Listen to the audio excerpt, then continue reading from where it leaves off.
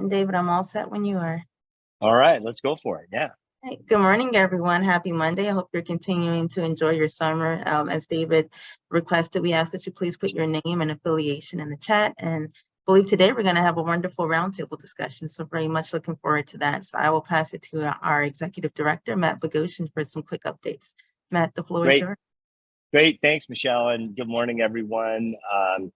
Yeah, this is our roundtable discussion, our national call every week. Sometimes we have presentations, and other days like today, we just get together, and it's an open forum for folks to talk about issues, opportunities, challenges that they're experiencing in trying to strengthen American manufacturing in their region and across the country.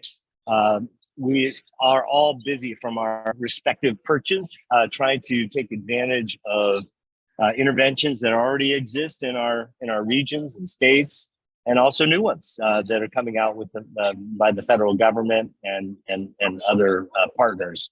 So it's a big challenge, and this open source forum and team building is really been great.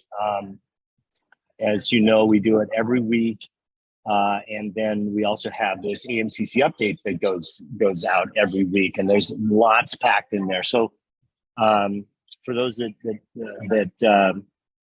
have looked at it, you can see right off the bat, there's an announcement by one of our good partners in the Department of Defense that we're going to have a convening September 12th to the 14th in Arlington, Virginia. Yes, we're signed up. All right, awesome. Yeah, well, sign up. There's a link. David can drop a link into the chat so you can sign up for that. The good news, there's a long story behind this. Many of you that are part of the AMCC community have been working with and through AMCC with ManTech and Michael Britt Crane on this, obvious common sense that we need to do to strengthen the American project, right? Get these silos to work together at the federal government level, but across the board. And so we've been talking back and forth about this network of networks meeting.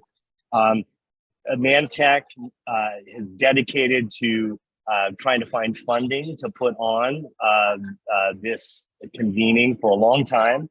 And it finally came through. And so they didn't have a lot of time. They wanted to do it right away, even though it is conflicting with the MEP conference and other things that are happening. But this is the first of what I understand from Michael Britt Crane and DOD is they hope to have these on an annual basis in the spring. But this first one, just to get it rolling, is going to be September 12th and 14th. And the other good news is our good partners at CREC were hired to put it on. And so David Van Sicklen, our operations director, and I had a great call with Ken Poole at CREC last week to try to inform the agenda. It's coming across this first one as a little more narrow than the network of networks concept that we originally kind of sketched out with DOD, but it's good, it's progress, and we're excited and really grateful to our partners at DOD. Hope to have many agencies there and as many regional stakeholders show up. TBD on potential funding for travel. I understand that there may be some possibilities there that we might learn about this week, but let me stop there. I've basically shared what I know so far about this, and see if there are any questions about that.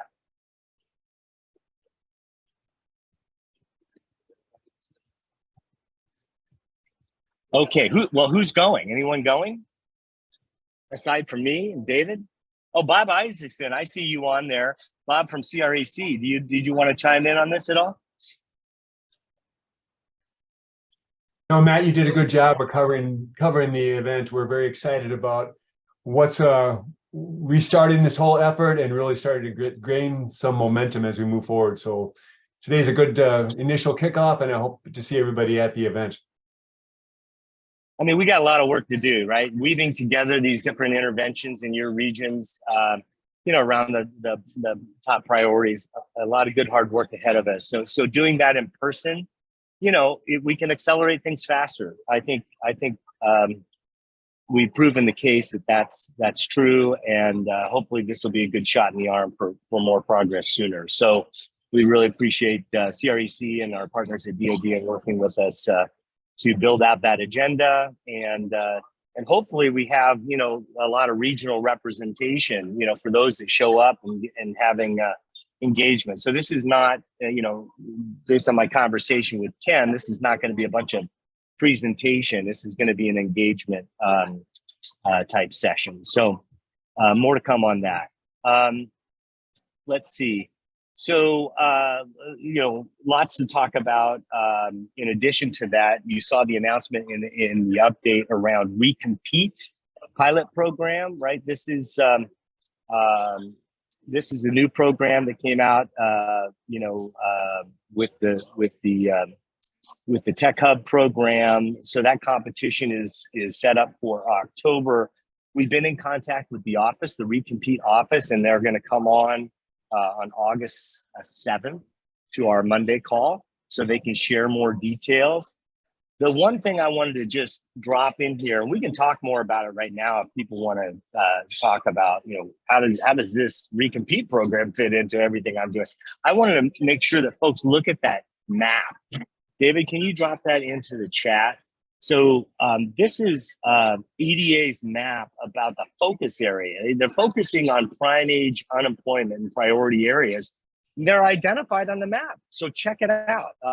It engenders questions about some of their definitions and whatnot.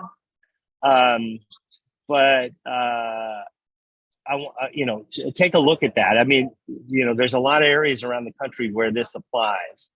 And so has anyone fiddled with the map and have a take on what it means in their region? We have time, so I'm not just in case somebody has. To Linda in Utah, have you looked at this thing yet?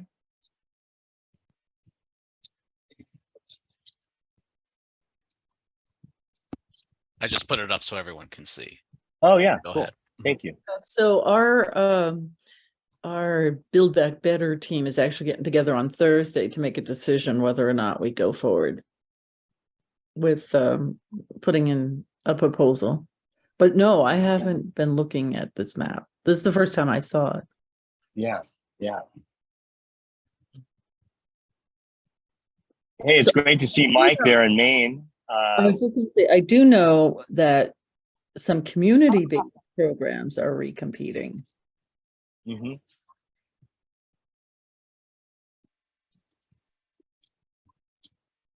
So something to look at. I would suggest looking at that before our August 7th Monday meeting, so that you might have questions for the EDA Recompete folks.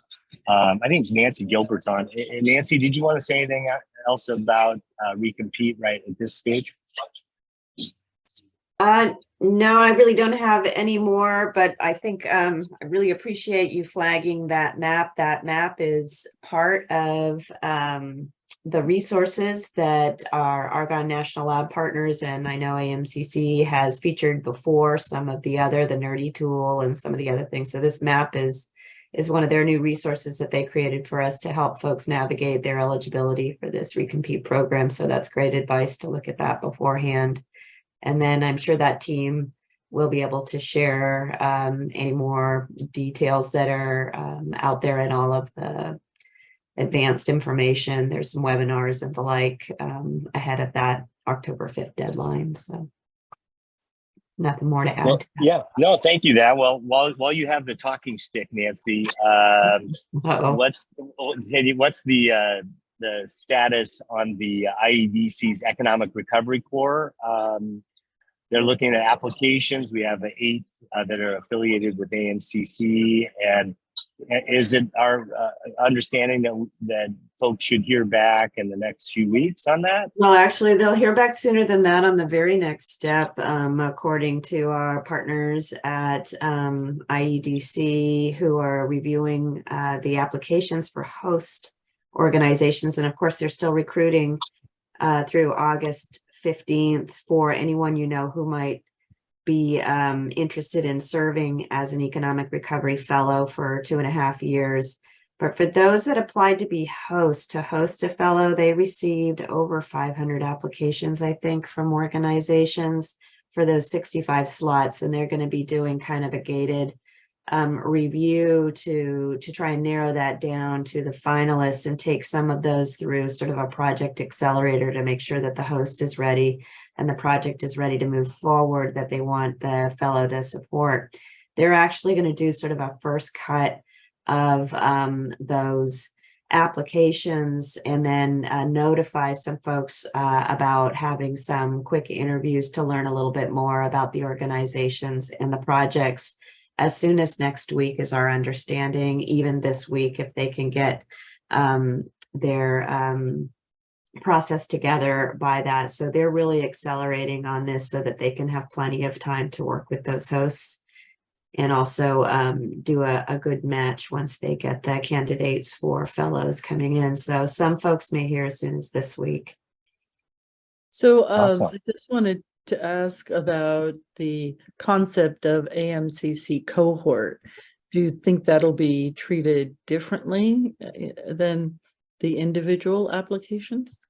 So EDA is not part of that review process, but we're certainly aware of the criteria, and partnerships was a critical criteria. They want to make sure that when the fellow is placed in a host community with an organization, that organization is ready to wrap the fellow in its relationships and that it has sort of partnerships in place that can be leveraged by the work of that fellow, whatever the project may be. So I think it stands in good, it's a good thing that AMCC was there to say, these are our manufacturing communities, they have partnerships, this is going to be part of that project, and to have helped move some folks through that. We saw a lot of host organizations kind of fall out even though they had so many fall out in the application process because they maybe didn't have that thinking behind what they wanted to do. So to Linda, I think that would be,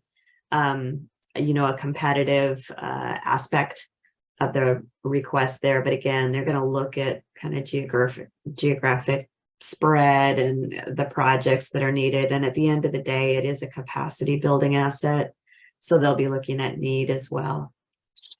We've been very active working with our community to get fellows to apply.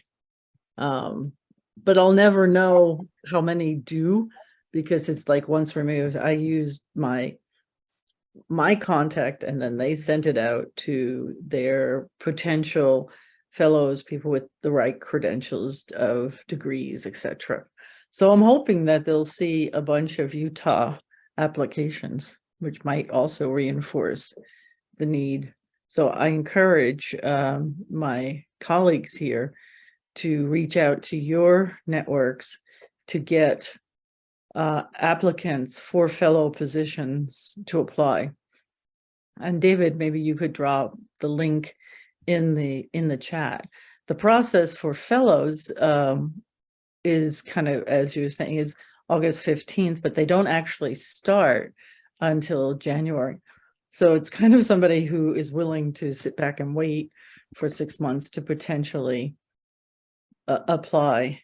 But we definitely need the fellows to be able to assign the fellows, right? That's right. Exactly. It's going to be a matching process. And I think that's great advice too, which is if you put in a project and you know someone who could work on that project, encourage them to put in an application too, because some of those folks will come from, I'm sure, different geographic areas, but some may come from that same area, and that would certainly make it easier.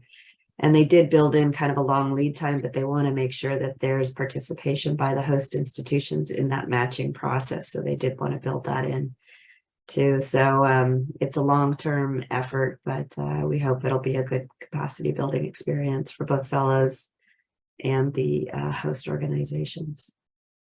Well, sticking with the capacity building idea, which we know we need a lot of capacity, this begs the question in my mind. So we have Bob and Leif from CREC on, and I know that there's that effort CREC is involved in with the Policy Academy, you know, of getting folks in certain states trained up on, you know, smart economic development. I'm wondering if there are threads of connectivity that are being designed for the fellows program with this IEDC thing and the stuff Bob, you and Leif are doing there. Well, what's interesting about the Policy Academy is not just limited to better and long-term improvement in the state, local economic development alignment, particularly strategic alignment between states and economic development districts, but really kind of expand that to other elements in the ecosystem. I know there's been quite a few similar efforts within manufacturing and SSTI's efforts to improve manufacturing strategies within individual states. And there's been other Policy Academy approaches that the NG has used as well. So I think broadly speaking, there's a great opportunity to be able to continue to expand this reach of the Policy Academy, but not just on individual areas, but expand it to the linkages that you speak of, Matt, and how we can better improve some of that and that connectivity. And that's going to be, I think, a big part as we continue to move forward as a collective unit here. We're talking and working together. Well, it's great to hear. Yeah, it seems like a natural connection. Thanks, Bob.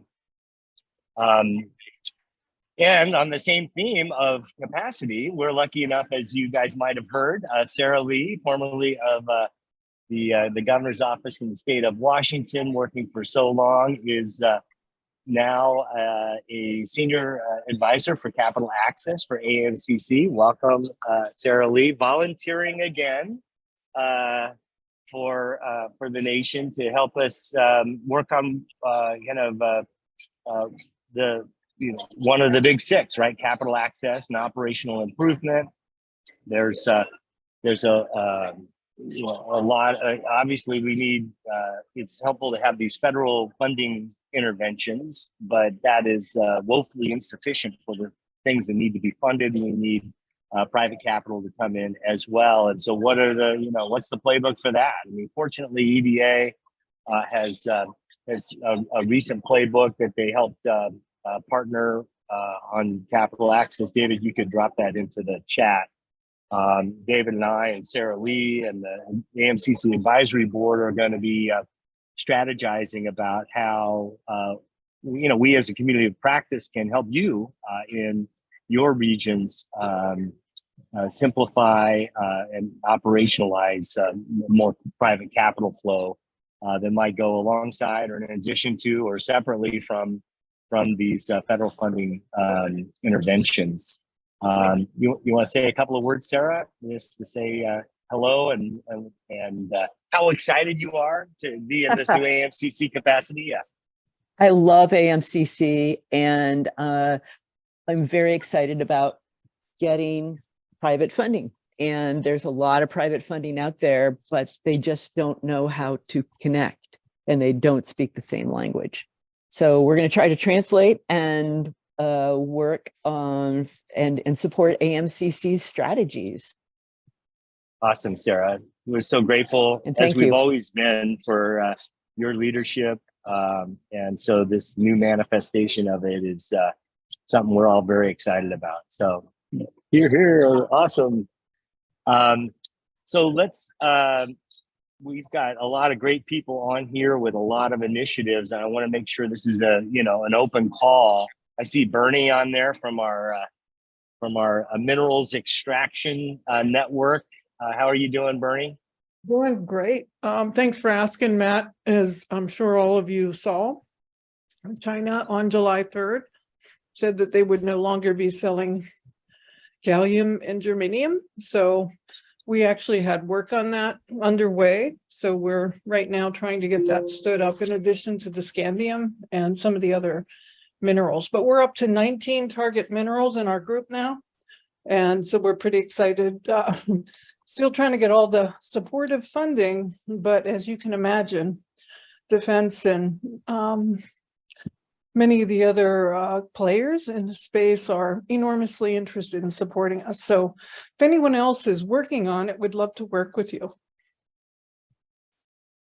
Awesome. So Linda asked Bernie Yeah. if you could drop your contact information in there. Yeah, Bernie, You know, we're doing a ahead. lot in critical materials, as we're calling them, to be a little bit broader than just minerals.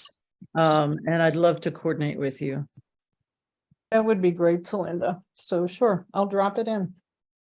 And we're headed to Peoria right now for a road show, and Sally Hanley in Greater Peoria. I see you're on there. I know you've been connected with the. I believe you've been connected. Excuse me. Also with the coal communities of practice. Is that right, Sally? That's correct. So we're going to be talking with our Illinois State Director with the USDA and Rural Development. And we're going to be visiting our community college, which is a workforce equity initiative lead for the state of Illinois. And then wrapping up with some discussion with our Greater Peoria Manufacturing Network and a automation project they're working on. Looking forward to having you both.